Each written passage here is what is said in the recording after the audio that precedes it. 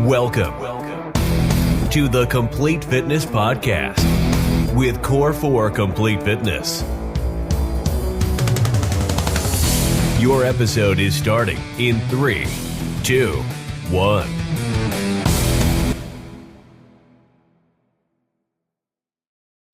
Oh, yeah. Just dropped the phone right as the podcast started. Perfect timing. Right on time. Welcome to the Complete Fitness Podcast, everybody. Hopefully you guys are having a great day. If you could do us a favor before we get rambling into today's topic, to please subscribe to the podcast, whether you're watching us on YouTube or watching us on any of your favorite apps on your phone. There's a little subscribe button. If you could click it, share it. That way we can keep growing this thing. We can help out other people in the process. And hopefully you guys can track over every podcast that we do as we put them out week to week, and you won't miss anything. Now, today's topic, this is a good one. Thought of it on the fly, but everybody pretty much nowadays has one of these. If you're watching us on YouTube, this is a fitness watch or a fitness tracking watch, and these things can tell your heart rate. They can tell your workouts, how great or how poorly you did, generally speaking. They track your steps. They track all of this, right? Which is good to give you guys a baseline. But for a lot of us, we think that everything this little device tells us is the be-all, end-all for how great of a workout that we had. And I'll give you guys an example. This topic. If I were to go in the gym and it was an ab day or an upper body day, and I'm doing push-ups and I'm doing sit-ups and bicep curls and shoulder presses, and my arms are struggling like crazy to get that last rep in, and I really fried them, and I'm like, oh my gosh, I did a great workout, but my watch only tells me that I burned 150 or 200 calories, or my heart rate didn't get up. There's kind of two methodologies to tracking how well you do inside the gym, right? And that is what you actually do, the way that you feel, the way that you work, the effort that you give. That is a you versus you model, right? But these things aren't always going to tell you the true story behind what you did or the maximum amount of effort that you put in. So for a lot of us, when we do a workout, we always compare it to what we did before. And there was a lady in the gym a couple weeks ago. You probably know who you are if you watch it. But she came to 5:30. She did a back-to-back. I think it was a leg day. And she goes, the first workout I burned, let's say 180 calories. And the second workout, I only burned about 140. And I go, well, part of that is your second workout, your muscles are already fatigued. So think of it almost like a bell curve, right? You go up and up and up. Your performance is good. And then you hit the top of that bell curve, and you can't just keep going up. We're going to get tired. Our muscles are going to get exhausted. So eventually you're going to start to teeter over to that other side, and performance is going to start to dip and die down. There's nothing wrong with you. That's completely normal. That's why we create our workouts inside the gym to only be 30 minutes, because we want to capture that moment where you're able to give the most effort humanly possible. And then as your effort declines and you start to slack off, maybe your form isn't as good, the results start to go down. We want to capture that kind of perfect moment where you're really able to give it all inside your workout. Usually that happens in the first, let's say 30 to 40 minutes, right? So it's natural that the more you start to push yourself, your performance or the effort that you give is going to start to decrease. And you'll see this a lot in sports. People will do good for the first period, second period, or first half of a football game, but then the fourth quarter or the third period, they start to make mental mistakes, and they're not bursting off the line as quick as they could, or they drop a ball that's like a routine ball to catch. I just thought of what's his name. I just had a complete flashback of the conference championship with the line catching that ball that was just a dart right to his hands. Anyways. Josh Reynolds. Yeah, you Josh Reynolds it the rest of the time. God. But that's a normal part, right? So we're always going to start to decrease. But if you're strictly going off of your watch doesn't know, was I fighting like crazy for these last few reps? Was my heart rate up? Was I sweating like crazy? Was I doing more cardio moves that increased my heart rate? So now it's telling me that I worked harder. It doesn't take into consideration any of that stuff. Now, this is a great tool to kind of give you guys a bubble of where you should be on a day-to-day basis. Obviously, if there's a day that you're not hitting burpees and sprints and wall balls, and you're jumping like a madman, you're sweating like crazy on a cardio day, it's going to have a different reading than when we're training abs or when we're training upper body. But for people, they tend to get completely glued to this, and they could have had a kick-ass workout, their arms are completely fried, and then they look at their watch and they go, well, I only burned, it says 150, 200 calories, so maybe I should do another one, knowing your performance is going to decline. And they always kind of compare it to, that best day that they had in the gym. You guys know internally your exertion level. The watches don't. They just go off of, this is your motion, this is what your heart rate is. I guess you're doing X, Y, and Z. And that's how it kind of gives you this determination factor of what it thinks that you actually burned inside of a workout. Not the true story, though. You guys know your internal level. So when you're fighting like crazy for that last rep, your watch isn't going to tell you that. So if you're somebody that's super glued to these, whether it's a watch, whether it's a phone, use it as a reference tool, but tap into you. This isn't a be all end all for how great of a workout that you had. You guys are the ones that predict that. So again, use it as a reference tool, but don't let it completely dictate the effectability or the effort that you give kind of overall, is what I'm saying. It breeds the obsession with calories, which is why I hate them. I'll be honest. I used to have a Whoop strap, which is it's a lot like more. It's not an iPhone or an iWatch or anything. It's a lot less as far as frills. There wasn't even an interface on it. It was just an app on my phone. It was just a strap, and it was really just focused on recovery and fitness. But I went away from it, and it was good. I liked it. It didn't count calories. It didn't count steps. It didn't do all the stuff that drives me nuts. I just went away from it because it's money, for one, and then two, it started messing with my training days. Maybe I'll get into that later. It doesn't matter. Point is, these calorie counting fitness watches, whatever it is, Garmin, Fitbit, the Apple Watch, it creates this obsession with caloric value from workouts, and that tells half of the story, a third of the story of what a workout is. Right? You're working out to also build strength, to tone muscles, to strengthen your body. You're not just working out to burn calories. Working out to burn calories is half. It's the weight loss portion, and then there's the whole fitness, lifestyle, getting stronger, being a fit, well-rounded, healthy, happy person. So it's just half of the battle. So if you start banking all of your workouts based on reaching a caloric value, you're going to be neglecting things that lead to happy and healthy lifestyle. For example, if you ran a mile, you're going to burn 100 calories. That's basically the rule of thumb. Each mile is 100 calories of burning. But if you do 100 push-ups, you might burn 70 calories. Now, what one of those benefited your upper body more? Push-ups by a long shot. It's not even close. So why is it worse? Oh, it just burned less calories. Who cares? You're training your muscles. You're building your body. Bicep curls, it's a small muscle in the grand scheme of our body.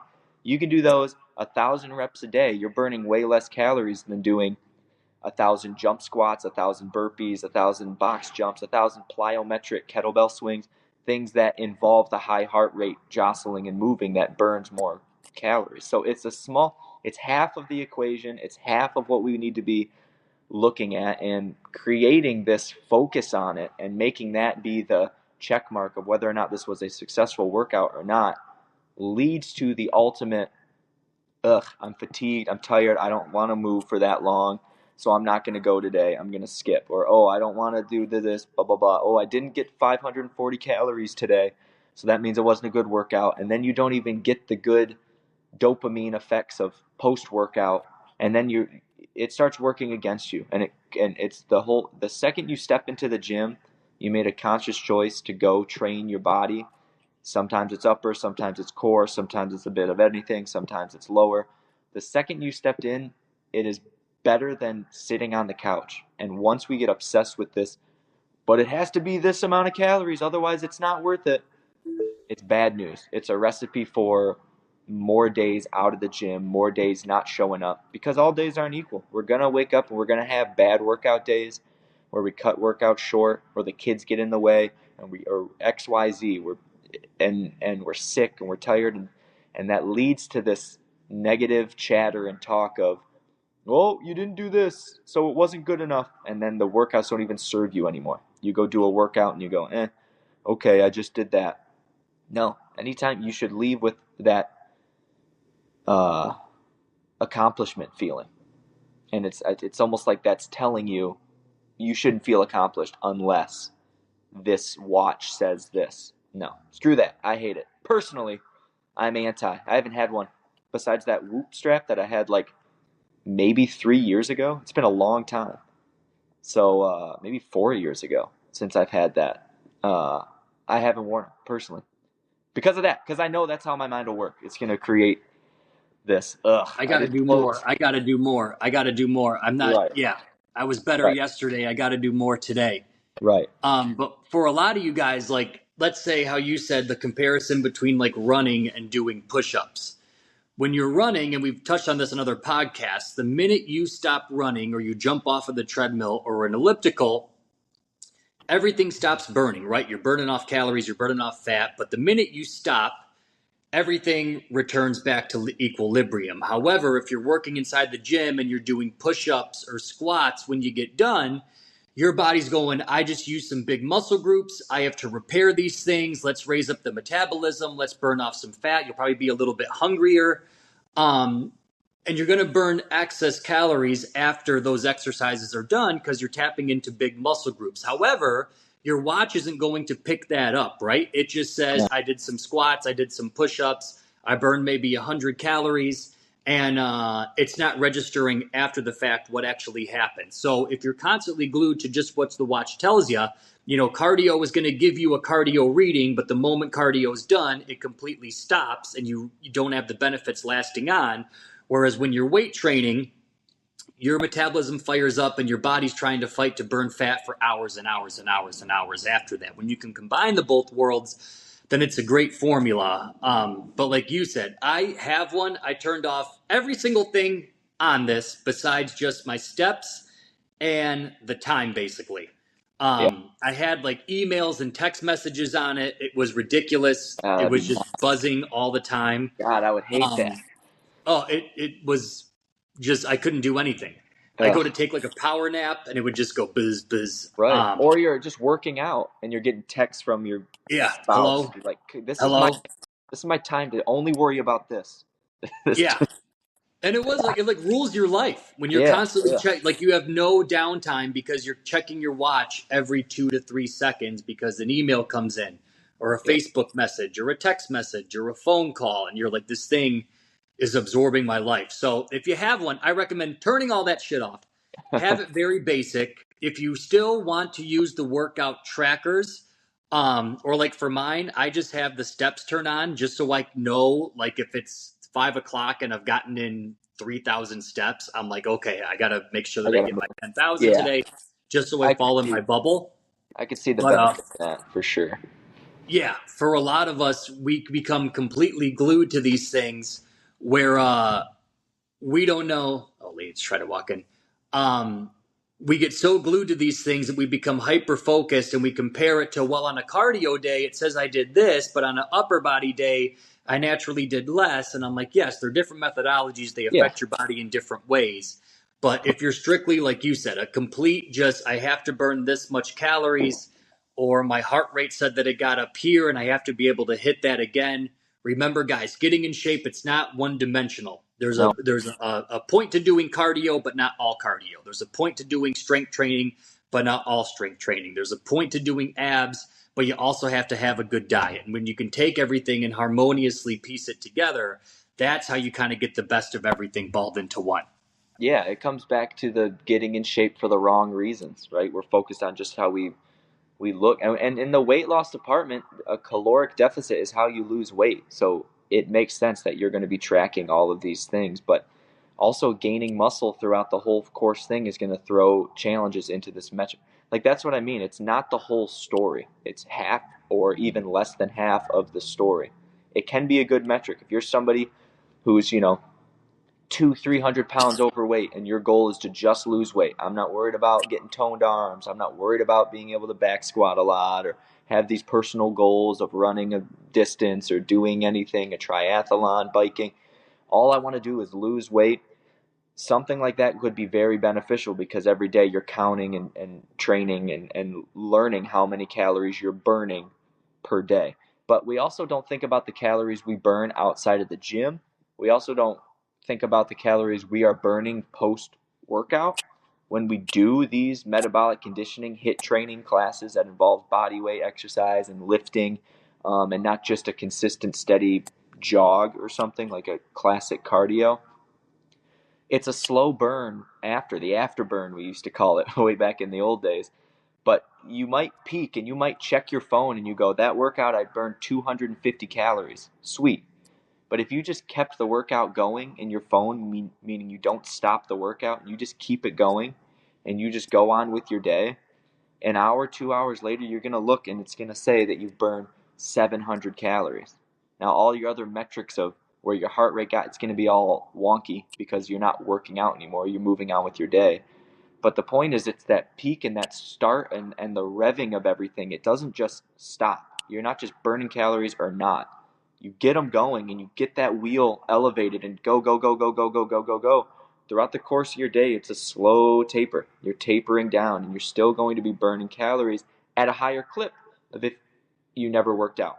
And that's why it really doesn't matter, because if you work out at the end of the day, it works the same way, right? You've been petering here, then you get to your 5 o'clock workout, boom, right? And then you go all throughout the course of the night, and then the next day it starts, and it's the same thing. You start in the morning. It works the same way. So, I think if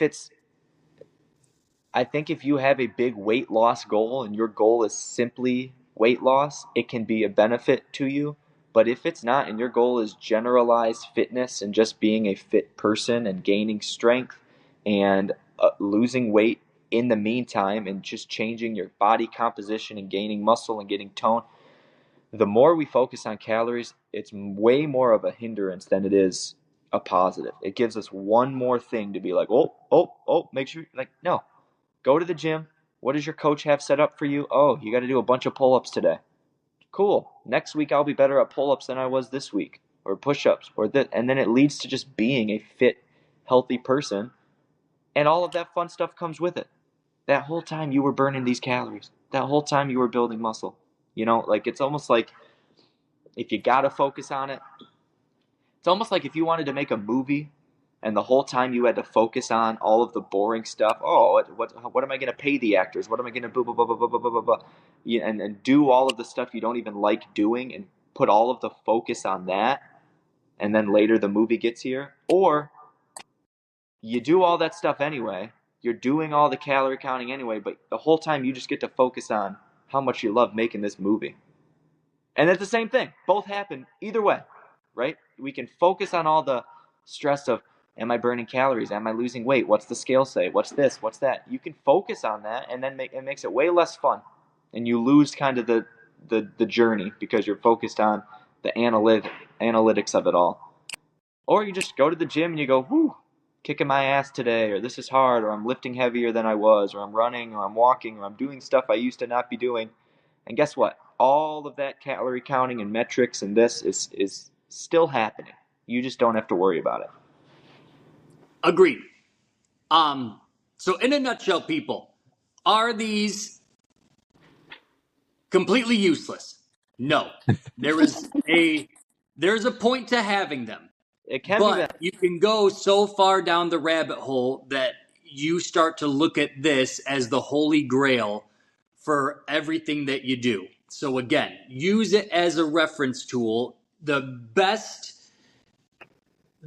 tool that you have is the real world exertion that you put into the gym. That when I can't do the last 2 reps because my arms are completely tired, or these last 2 crunches or last 2 squats, your watch isn't going to be able to pick up on that. Your watch doesn't know, are you struggling for these last 2? Are you really giving it your all for these last 2? It's just going, here's the motion, here's what your heart rate is, you're probably around this. It doesn't get that.